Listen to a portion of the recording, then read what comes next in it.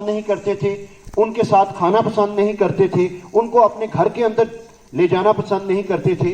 तो उसके बावजूद अगर उन्होंने इतनी मुश्किलात के बावजूद अपनी आला तालीम हासिल की, पीएचडी उस दौर में की जब मैट्रिक पास लोग हमें नहीं मिलते थे।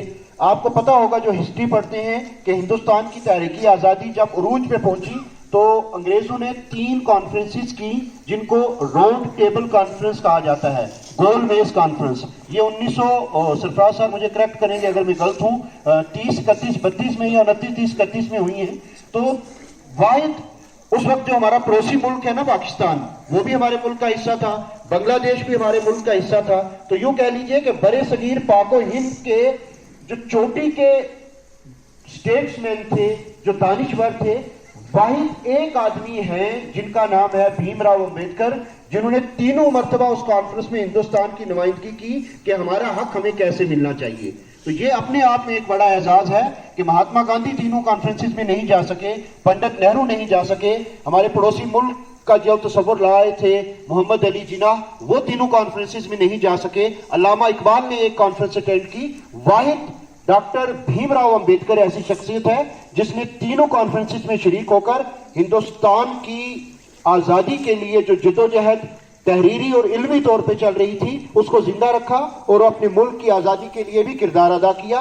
ना सिर्फ आजादी के लिए किरदार अदा किया बल्कि आजादी के बाद भी तकरीबन 9 साल, 56 में शायद इनकी डेथ हुई है, 1956 में, तो वो लगातार उन्होंने अपनी खिदमत उन लोगों के लिए रखी जो समाज के दबे कुचले पसमानदा लोग थे, ताकि उनको भी बराबरी का हक मिले।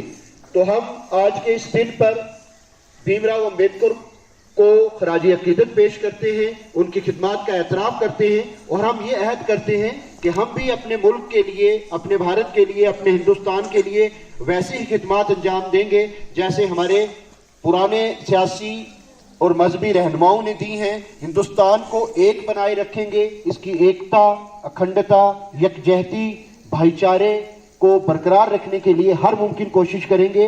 यही हमारा सबसे बड़ा खराज अकीदत हो सकता है डॉक्टर भीमराव अंबेडकर को। सिर्फ इतना नहीं है कि हम ये याद कर लें कि वो किस दिन पैदा हुए, किस दिन इस दुनिया को छोड़ा, कहाँ कब तक किस मजहब को मानते रहे, फिर किस मजहब को माना। हमने उन्हें बहैसियत हिंदुस्तान के ऐसे सपूत की शक्ल में खराज अकीदत पेश करना है जिसने हिंदुस्तान से अनपढ़ता, जहालत, नफरत, छूत-छात, भेदभाव को खत्म करने के लिए अपनी पूरी जिंदगी वक्त की और उसमें कामयाब भी रहे। मैं सलीम जी, आज मॉडल हायर सेकेंडरी स्कूल सावजिया में हिंदुस्तान के पहले वज़ीर कानून बाबा साहब भीमराव अंबेडकर का जो जन्मदिन है, अंबेडकर जयंती, बड़े एहतराम के साथ मनाई गई।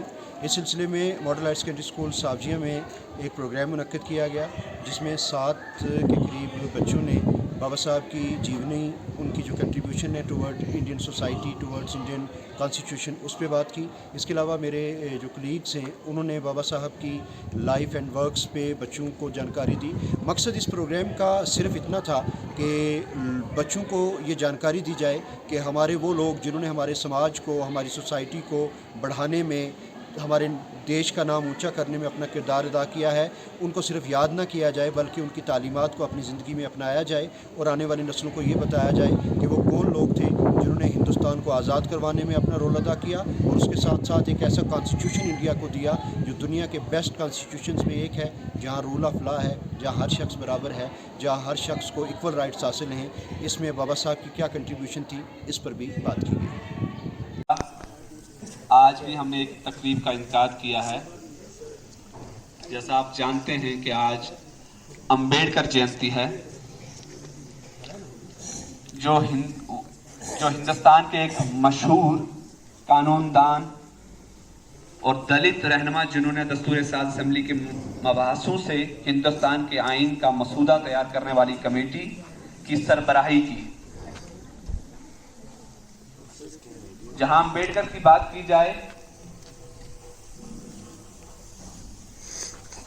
जिसपे जितनी भी बात हम करें शायद कम हो और इस मुख्तसर से वक्त में हम उसे शायद मुकम्मल ना कर सकें, क्योंकि उनका रोल फ्रीडम स्ट्रगल हो, चाहे कॉन्स्टिट्यूशन मेकिंग हो, चाहे दलित के हकूकों की बात हो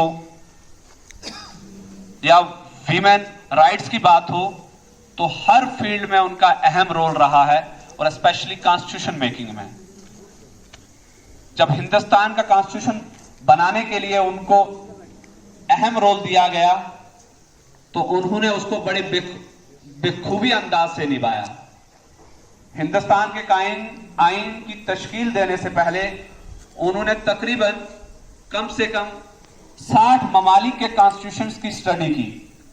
जैसे हमने पढ़ा था 9th में, कॉन्स्टिट्यूशन डिजाइन हमारे सिलेबस में लगा हुआ है कि हिंदुस्तान के आइन को बनाने से पहले उन्होंने दुनिया के तकरीबन 60 ममालिक के आइन की स्टडी की, उसके बाद जाकर हिंदुस्तान के आइन को मुकम्मल किया।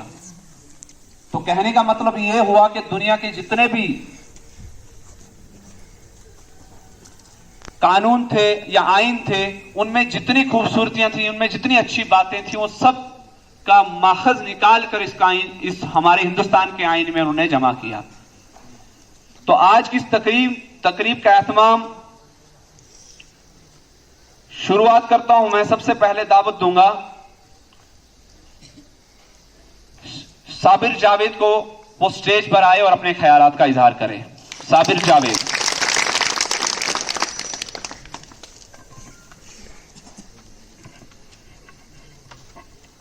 काबिल इज्जत जनाब प्रिंसिपल साहब, कुलीग्स का बहुत शुक्रिया अदा करता हूँ। प्रोग्राम का इस तरह की एक्टिविटीज में बढ़ चढ़ कर हिस्सा लेंगे। एक बच्ची ने हमारा जो फोक सॉन्ग है, also known as the father of Indian Constitution, Dr. Baba Saheb Ambedkar was born on 14th April 1891 in Mahau, Madhya Pradesh. His childhood name was Bhimrao. He was an intelligent and hardworking student. But as he was born as Shudras, meaning untouchable, his experience caused discrimination right from his childhood. By the quality of his hardworking determination and commitment, he earned several scholarships to support his education. His teacher gave him the surname Ambedkar in school records. He received a degree in Masters of Arts and doctorate in philosophy from Columbia University, and he became a barrister and got a doctorate in science also. Baba Saheb Ambedkar had decided to launch an active movement against untouchability. A clause of the agrarian bill referred as Harijans. Ambedkar felt bitter that he could not have any say in what they were called. In 1947, when India became independent, the first Prime Minister, Pandit Jawaharlal Nehru, invited Dr. Baba Saheb Ambedkar, who had been elected as a member of the Constituent Assembly from Bengal, to join his cabinet as a law minister. He was then appointed as the chairman of the Constitution drafting committee, and he became the chief architect of Indian Constitution. In February 1948, Dr.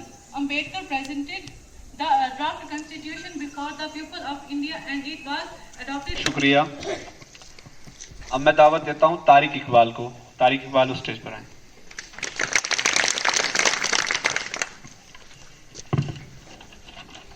काबिल इज्जत जनाब principal sir, बदीगर उस्ताद इकराम और मेरे प्यारे भाई और बहनों, अस्सलाम वालेकुम। आज का हमारा अनवान है doctor B.R. Ambedkar. Doctor B.R. Ambedkar का पूरा नाम भीमराव अम्बेडकर था। भीमराव अम्बेडकर ने हमारे मुल्क का आइन बनाने में अहम किरदार अदा किया। इन्होंने निचली जातों या अछूतों के साथ इम्तियाजी सलूक